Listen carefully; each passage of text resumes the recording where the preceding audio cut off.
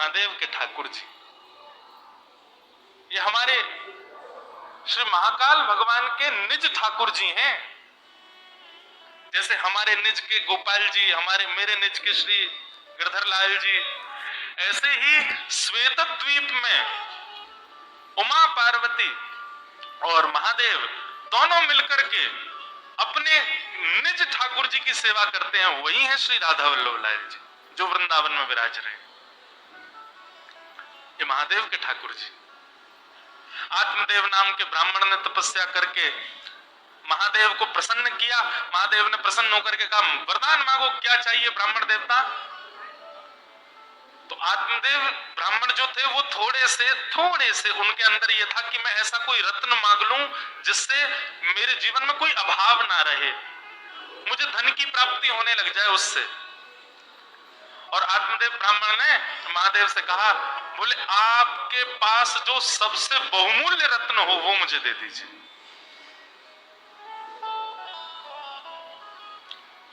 महादेव ने जैसे सुना नेत्र सजल हो गए, बोले तुम सब दुनिया मांग लो हमसे, लेकिन ऐसा मत कहो कि अपना बहुमूल्य रत्न दे दो, क्योंकि महादेव के बहुमूल्य रत्न तो श्री राधा वल्लभ जी हैं। महादेव ने जैसे मना किया, बोले रत्न मत मांगो, बाकी चाहे दुनिया की कोई वस्तु मांग लो। तो आत्मदेव ब्राह्मण को लगा रत्न बड़ा महंगा है, तभी देने से मना कर रहे हैं। चरणों में गिर गया, बोले चाहिए तो वही रत्न चाहिए जिसके लिए आप मना कर रहे हो, नहीं तो कुछ नहीं चाहिए। तब महादेव भाव नेत्रों से अश्रुपात हो रहे हैं, श्वेत द्वीप गए और जाकर के अपने त्रिभंग लली श्री राधा वल्लभ लाल जी को कंठ से लगाया और एक वस्त्र में ठाकुर जी को पधरा करके आए और आकर के उस आत्मदेव ब्राह्मण को प्रदान कर दिया। महादेव अंतर ध्यान हो गए। उसने तो उत्सुकता से जैसे ही वस्त्र हटा के देखा तो श्री राधा वल्लभ लाल जी खड़े थे, पर दुखी हो गया बेचारा। बोले मैंने तो रत्न मांगा था जी, ऊपर से सेवा और दे गए मुझको, तो वैसे ही खर्चा पूरा नहीं हो रहा घर का, अब इनको भी पधराना पड़ेगा सब कुछ।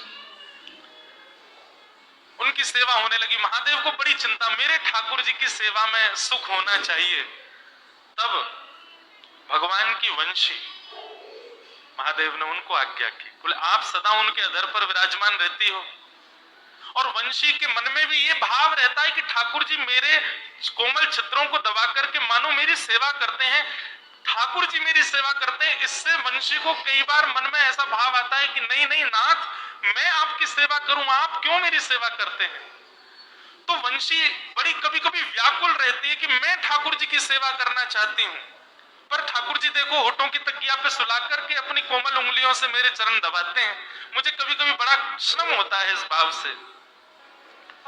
तो वंशी जी की इस चिंता को आज महादेव ने पूर्ण किया। बोले कि आप चिंता मत करो, आप चाहती हैं ना कि आप ठाकुर जी की सेवा करें, जाइए आप ही आचार्य चरण श्री हितहरिवंश महाप्रभु के रूप में पृथ्वी पर अवतरित होइए और जाकर के आत्मदेव ब्राह्मण के यहाँ से ठाकुर जी को ले जाकर के वृंदावन में विराजमान कर। तब भगवान की वंशी ही श्री हितहरिवंश महाप्रभु के रूप में पधारे और आकर के उन्होंने ठाकुर जी की सेवा। महाप्रभु जी का चरित्र बहुत सुंदर है, संपूर्ण तो नहीं पर कुछ कुछ भाव में आज भक्तमाल जी में पढ़ रहा था। अच्छा, हमारी जीवन की सबसे पहली भक्तमाल कथा है इसी वर्ष 19 से 26 अगस्त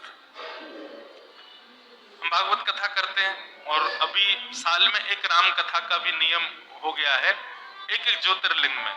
पिछली बार सोमनाथ में थी, इस बार रामेश्वरम में है 24 दिसंबर से राम कथा। लेकिन हमारे वृंदावन के संत जनों की आज्ञा हुई कि लाला एक बार अब भक्तमाल जी में भी प्रवेश करो। मैंने कहा महाराज जी मैं भक्तमाल जी तो कहता ही हूँ कथा में। बोले नहीं, स्वच्छंद भक्तमाल जी की कथा करो।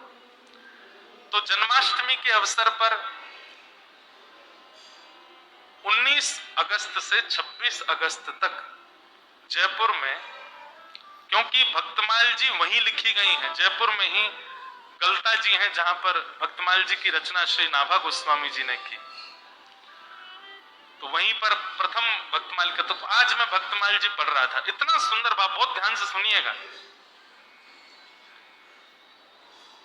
नाभा जी के गुरुजी की आज्ञा हुई कि हे नाभा जी, आप एक काम कीजिए। बोले क्या? आपकी भक्ति इतनी तीक्ष्ण है, आपकी भक्ति इतनी प्रबल हो चुकी है, अब आप एक काम करो, बड़े बड़े रसिक जनों ने तो ठाकुर जी का यश गाया, पर आप ठाकुर जी के भक्तों का यश गाओ। तो नाभा जी ने भक्तमाल जी का मन बनाया कि अब मैं भक्तों की माला बनाऊंगा, भक्तों के चल। एक बात सदैव याद रखना, ठाकुर जी का यश गाना ज्यादा कठिन नहीं है, ठाकुर जी के भक्तों का यश गाना बहुत कठिन। ठाकुर जी के भक्तों का यश कहना बड़ा कठिन काम है, उसको समझना। ठाकुर जी की कृपा आप समझ जाओगे, पर भक्तों की लीला आप नहीं समझ पाओगे। तो श्री नाभा जी ने मन में विचार किया कि यश गाऊं ठाकुर जी के भक्तों का, तो श्रोता किसको बनाऊं? तो श्री नाभा गोस्वामी जी ने मन में विचार किया कि भगवान का यश भक्त सुनते हैं, तो भक्तों का यश ठाकुर जी सुनेंगे। और 24 अवतारों का सबसे पहला स्मरण किया नाभा जी ने। 24 अवतार बैठाए अपने सामने, ठाकुर जी के 24 अवतारों का आवाहन करके और उनको ही श्रोता बना करके नाभा जी ने भक्तमाल जी कहनी प्रारंभ की। उसमें सारे भक्तों के चरित्र आए, सुग्रीव जी से लेकर के हनुमान जी महाराज तक, और महाराज गरुण जी से लेकर के और श्री रामानुजाचार्य जी तक, सारे भक्त चिंतन करते जाते, जो जो भक्त अपने। अच्छा, एक और बात है, भक्तमाल में किन किन भक्तों के चरित्र हैं? तो श्री नाभा जी कहते हैं ठाकुर जी तो सबको प्रिय हैं, पर भक्तमाल में उन भक्तों के चरित्र हैं जो ठाकुर जी को प्रिय हैं। क्योंकि भाई 24 अवतार सामने बैठे हैं, तो 24 अवतार उन्हीं को सुनना चाहेंगे जो उनके प्रिय हों। उन भक्तों के चरित्र आए, लेकिन सारे भक्त आ गए भक्तमाल जी में, हमारे वृंदावन के रसिक जन नहीं आए। क्योंकि नाभा जी तो स्मरण करते थे ना, जो भक्त का चिंतन आता उसी का छप्पे छंद लिख देते, सबका यश गाया, लेकिन वृंदावन के रसिक संत जन चित्त में नहीं आए। तो श्री नाभा जी चिंतित हो गए, बोले कि भैया सारे भक्तों का चिंतन चित्त में हो रहा है, लेकिन ब्रजमंडल के वृंदावन के वैष्णव भक्तों का, संतों का चिंतन मुझको क्यों नहीं हो रहा? तब उन्होंने अपने गुरुदेव से जाकर के अपना ये भाव प्रकट किया, बोले सारे भक्त मेरे चित्त में आ रहे हैं, पर वृंदावन के भक्तों का स्मरण नहीं हो रहा मुझको। कितनी सुंदर बात। उनके गुरुदेव ने आज्ञा करते हुए कहे, बोले भैया ये जितने भी भक्तों का चरित्र तुम गा रहे हो, ये कोई ना कोई भक्त इन 24 अवतारों को, जिनको तुमने सामने बैठाया है, इन 24 अवतारों को कोई ना कोई भजता है। कोई हयग्रीव भगवान को भजता है, कोई नृसिंह भगवान को भजता है, कोई बराह भगवान को भजता है, कोई कृष्ण को भजता है, कोई राम जी को भजता है। पर वृंदावन के तो सब श्री किशोरी जी को भजते हैं, और जब तक किशोरी जी नहीं आएंगी तब तक ब्रज के रसिक नहीं आ सकते।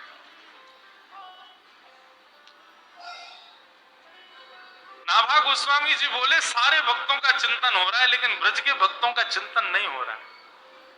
तब उनके गुरुदेव ने आज्ञा की, बोले तुमने 24 भगवान के अवतारों का आह्वान कर लिया, तो जो 24 अवतारों को पूजते हैं उनके तुमको चिंतन हो रहे हैं, पर भैया ये ब्रजवासी हैं, ये तो केवल एक ही को पूजे। कौन को? बोले ब्रजभानु दुलारी को, श्यामा जी। जब तक किशोरी जी का स्मरण नहीं करोगे, किशोरी जी का आह्वान नहीं करोगे, तब तक ब्रज के रसिक संतों का स्मरण नहीं हो सकता। हमारे ब्रज में गांव में हमारे माई श्यामा जू को राज। कैसी श्यामा जू? बोले जाके अधीन सदा ही सांवरो, जाके अधीन सदा ही सांवरो, या ब्रज को सिरताज। हमारे माई श्यामा जू को आहा। तब नाभा जी ने श्री किशोरी जी का स्मरण किया, और किशोरी जी का स्मरण करते ही सबसे पहले उनके चित्त में जो स्मृति आई वो थी श्री हृद हरिवंश महाप्रभु। उन्हीं का ही चिंतन है, जिनका आज उत्सव है।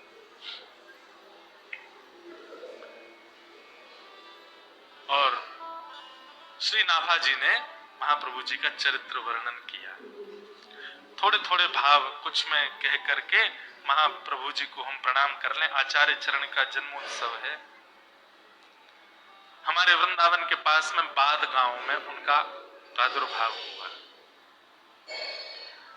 बंधुओं, जन्म से ही बालक एक बात बहुत ध्यान से सुनो, सब लोग इधर देखो, बहुत सावधानी से सुनिएगा। जन्म से ही बालक के लक्षण दिखने लग जाते हैं, कैसे होंगे? लेकिन एक बात मैं आपको स्पष्ट रूप से कह दूं, हर व्यक्ति को संसार में इसलिए भेजा गया है ताकि वो ठाकुर जी को प्राप्त कर सके। मुझे और आपको इस संसार में इसी भाव से ही भेजा गया कि हम अपने कर्मों से, हम अपने कर्तव्यों से, अपने व्यवहार स्वभाव आदि, हम सबको अधिकार है ठाकुर जी से मिलने का। पर धीरे धीरे धीरे धीरे हम संसार की माया में इतने फंस जाते हैं कि अपना मुख्य उद्देश्य भूल जाते हैं। सब पा लेते हैं लेकिन जिनको पाने के लिए आए थे वही नहीं पा पाते। इसका प्रत्यक्ष प्रमाण है, आप छोटे से बालक को देखो। आप छोटे से बालक के सामने डीजे बजा दो बहुत जोर से, क्या होगा? रो जाएगा, उसके अंदर से रुदन शुरू हो जाएगा। आज के 20, 22, 23, 25 साल की उम्र के बालक जिन जिन गानों पर नृत्य करते हैं, जिन जिन गानों पर नाचते हैं, ऐसे गाने आप 1 वर्ष तक के बालक के सामने खूब तेज आवाज में बजा दो, क्या होगा? वो भयभीत हो जाएगा, डर के मारे रोने लग जाएगा।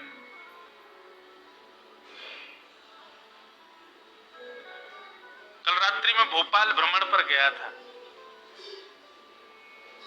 हमारे मुदगल जी लेकर के गए। ये बोले मुझे आपकी एक जगह कथा करानी। मैंने कहा कराओगे? तो जो नया रेलवे स्टेशन है वहां हम रात को गए, करीब 10:30, 11 बजे।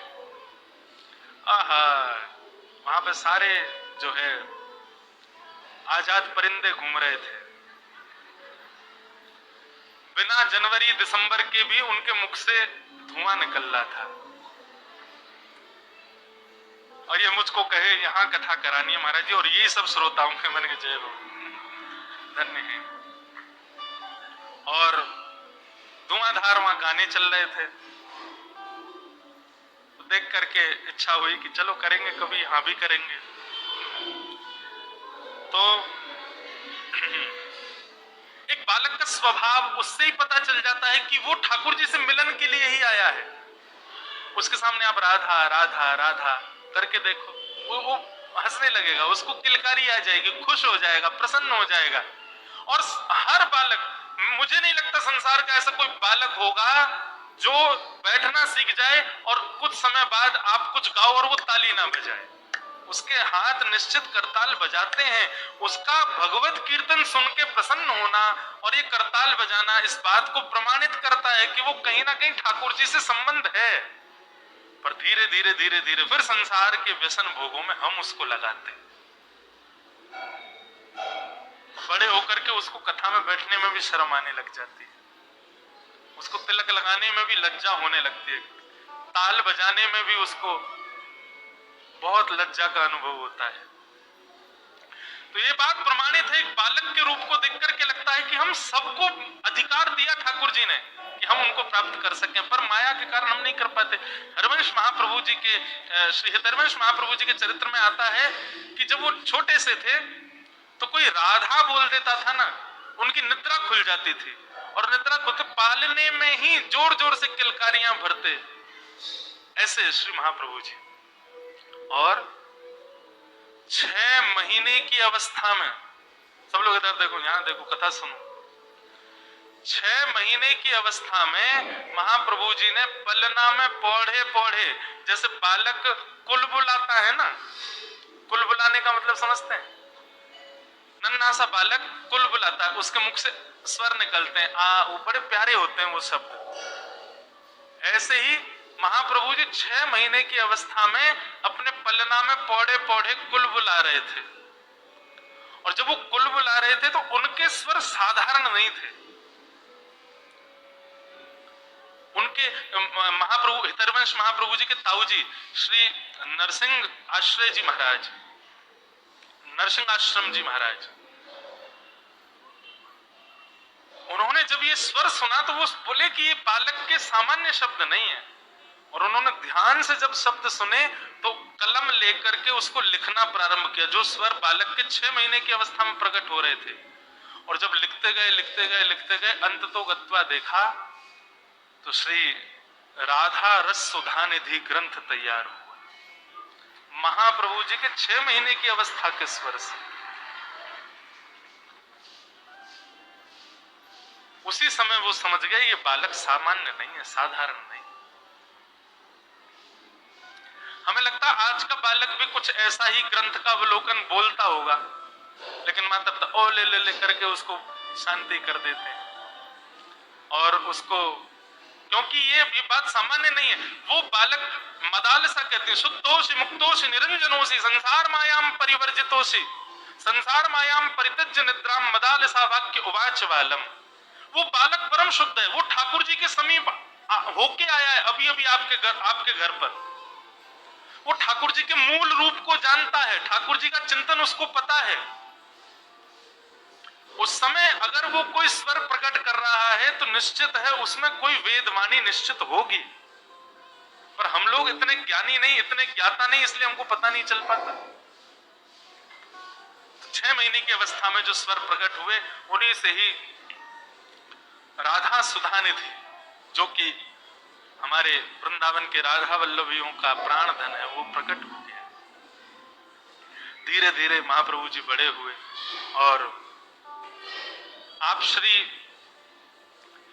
के पूज्य पिताजी महाराज श्री व्यास मिश्र जी, उनके यहाँ ठाकुर जी की सेवा थी। वो ठाकुर जी की सेवा करते थे और आपके घर के ठाकुर जी का नाम श्री राधाकांत जी था।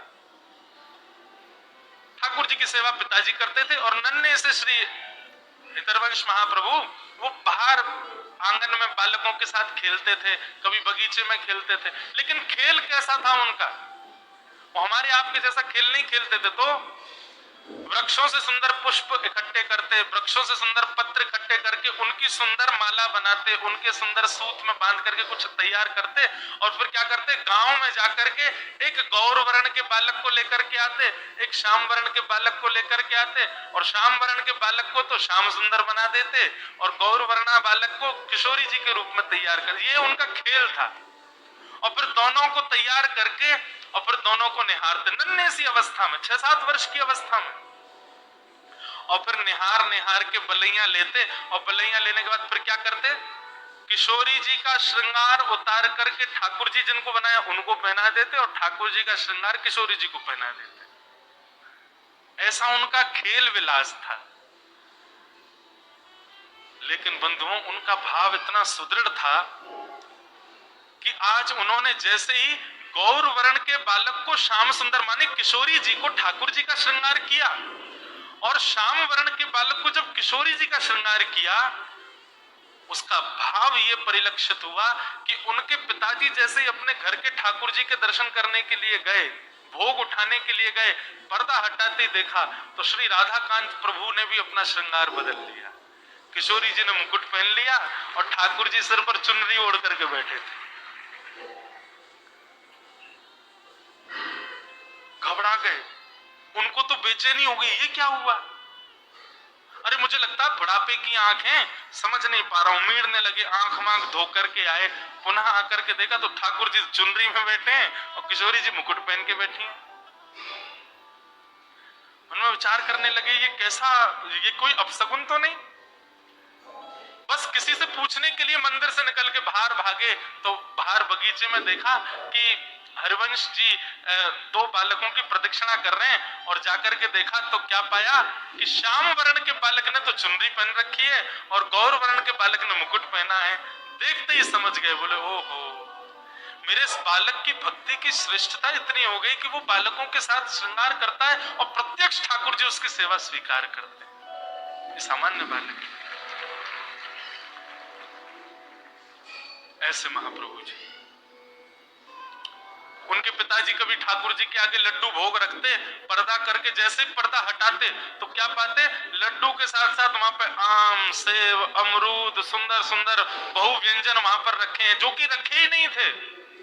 अब उनको संशय नहीं होता था, जैसी ऐसी कोई लीला होती वो दौड़ करके हरिवंश जी के पास जाते, दौड़ करके हरिवंश जी के पास गए तो आज क्या देखा कि आज किसी बालक का श्रृंगार नहीं किया है, दो युगल वृक्ष एक साथ खड़े थे, एक वृक्ष को श्री जी का श्रृंगार किया, दूसरे वृक्ष को श्याम सुंदर का श्रृंगार किया, और वन में श्रृंगार किया वृक्षों का, तो फल का ही भोग लगाया। तो जो फल वहां वृक्षों के सामने रखे थे, ठीक वैसे ही फल उतने ही आकृति में कटे भये, उतने ही आकृति में अमनिया किए भये, ठीक कोई अंतर नहीं, वैसे ही फल भीतर मंदिर में ठाकुर जी के सन्मुख रखे थे। ऐसे महाप्रभु जी बाल्यकाल से ही उनके सेवा का सुख बढ़ने लगा, और चंद अवस्था में, कुछ बाल अवस्था ही थी, उसी समय एक दिन श्री राधा श्री राधा श्री राधा कहते कहते नृत्य कर रहे थे, और उनका वो भाव रूप देख करके हमारी वृषभानु नंदिनी जी, हमारी किशोरी जी स्वयं को रोक ना पाई और प्रकट हो गई सामने। और प्रकट होकर के श्री हित हरिवंश महाप्रभु को बाल अवस्था में किशोरी जी ने गुरु दीक्षा दी। उनकी गुरु कौन है? श्री किशोरी जी। किशोरी जी ने गुरु दीक्षा देकर के सेवा भाव समझाया, सेवा प्रणाली समझाई, आदि आदि सब भाव उनको समझाए। और एक अवस्था होने पर महाप्रभु जी अपने गांव से भ्रमण करते करते करते करते चिदयावल पहुंचे। वहां पर वही आत्मदेव ब्राह्मण जिसने महादेव से रत्न के रूप में राधा वल्लभ जी मांगे, वो आत्मदेव के यहाँ जाकर के दर्शन किया श्री राधा वल्लभ जी का, और राधा वल्लभ जी का दर्शन करके इतने भाव निमग्न हो गए, इतने में ही ठाकुर जी ने आत्मदेव को स्वप्न दे दिया, और आत्मदेव जी से कहा, सुनो आपकी सेवा पूर्ण हो गई, हम आपसे संतुष्ट हो गए, अब एक काम कीजिए। बोले क्या?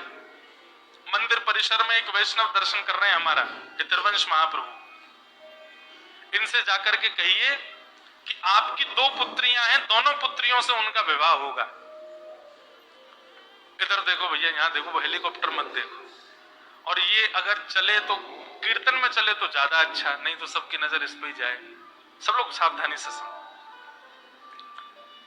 हम क्या बता रहे थे भूल गए, कहां था मैं? हाँ, तो आत्मदेव जी को राधा वल्लभ जी ने कहा कि आप, क्योंकि हरिवंश महाप्रभु तो विरक्त होके चले गए थे वन में, अब ब्याह नहीं करना उनको, वो तो सन्यास आदि का भाव उनके अंदर आ गया था। बोले बस वन में जाएंगे, राधा राधा रटेंगे। लेकिन जैसे ही राधा वल्लभ जी के दर्शन किए आत्मदेव जी के घर पर, तो आत्मदेव जी को स्वप्न देकर के राधा वल्लभ जी ने कहा, हम तुम्हारी सेवा से बड़े प्रसन्न हैं, अब एक काम करो, द्वार पर जो ये आए हैं इनसे अपनी दोनों पुत्रियों का विवाह कर दो। वो मना करें तो उनको कहना राधा वल्लभ जी की आज्ञा है, और सुनो विवाह कर दो अपनी पुत्रियों का। आत्मदेव जी जो थे थोड़े संकोच में, जय जय, ब्याह करते हैं तो फिर तो दहेज देना पड़ता, बहुत सामग्री मेरे पे कहाँ है इतनी सामग्री। बोले एक काम कर, तू मुझे ही दे दे दहेज में उनको, मैं ही चला जाऊंगा उनके साथ, और ये सब मेरे श्रृंगार भी उन्हीं को ही दे देना, वो ही मेरी सेवा करेंगे। और आत्मदेव जी ने आज्ञा की, ठाकुर जी ने आज्ञा की, ऐसा कहा तो महाप्रभु जी ने स्वीकार किया, दोनों पुत्रियों के साथ विवाह किया, और श्री राधा वल्लभ जी को उपहार रूप में अपनी गोद में लेकर के श्री वृंदावन पधारे। और वृंदावन में मदन टेर एक स्थान है, वहां आकर के श्री राधा वल्लभ जी को विराजमान किया। कालांतर में ठाकुर जी का मंदिर निर्माण हुआ, फिर उसमें ठाकुर जी विराजमान हुए। बोलो श्री राधा वल्लभ लाल की, श्री हितरवंश महाप्रभु के, प्यारे वृंदावन धाम की। इसीलिए हम सप्तनिधि के पद में गाते हैं, आतुर हित हरिवंश पुकारो, श्री राधा राधा नाम, आतुर हित हरिवंश पुकारो, श्री राधा राधा नाम, हे आतुर हित हरिवंश पुकारो, श्री राधा राधा नाम, आतुर हित हरिवंश पुकारो, श्री राधा राधा नाम, हे सघन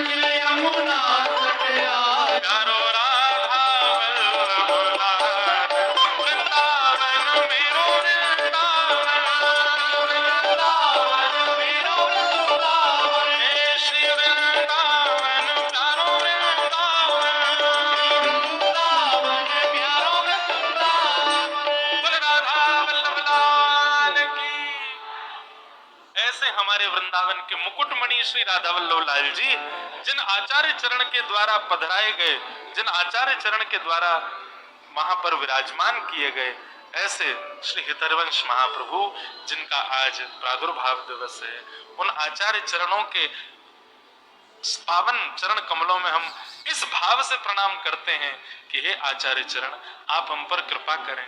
श्यामा जो आपकी गुरु हैं, आप श्री राधा वल्लभ लाल जी को वृंदावन में लाकर के वृंदावन की शोभा बढ़ा रहे हैं, आप कृपा करें, अनुग्रह करें। हम सब दासों के जीवन में भी श्री राधा वल्लभ जी कृपा करें। हमारे मन रूपी वृंदावन में, हमारे मन रूपी उस सघन कुंज में भी एक ना एक दिन ऐसे ही युगल स्वरूप आपकी कृपा से विराजमान हो, इस अभिलाषा से आचार्य चरणों में बारंबार प्रणाम।